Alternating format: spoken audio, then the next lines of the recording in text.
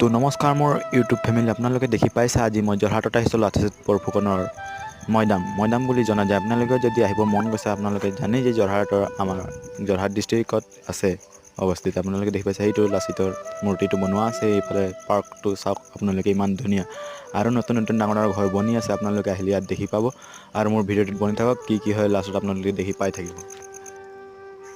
আপোনালোকে দেখি পাইছে জাতীয় বীৰ লাচিত বৰফুকন, ইয়াত লিখা আছে মৈদাম বুলি লিখা আছে। আপোনালোকে দেখি পাব, ইংলিছতো লিখা আছে, অসমীয়াতো লিখা আছে। আপোনালোকে ইয়াৰ গোটেই ডিটেইল আপোনালোকে জানিব পাৰিব।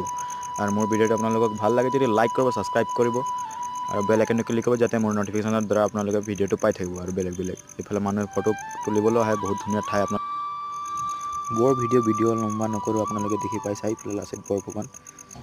আৰু আপোনালোকে যদি মোৰ ভিডিঅ'টো চাই ভালেই পায়, লাইক কৰিব, ছাবস্ক্ৰাইব কৰিব। ক'ৰ পৰা চাই আপোনালোকে কমেণ্টত জনাব যে মই অসমৰ ইয়াৰ পৰা চাইছোঁ, এই ঠাইৰ পৰা, এই ডিষ্ট্ৰিক্টৰ পৰা। ময়ো জানিম ক'ৰ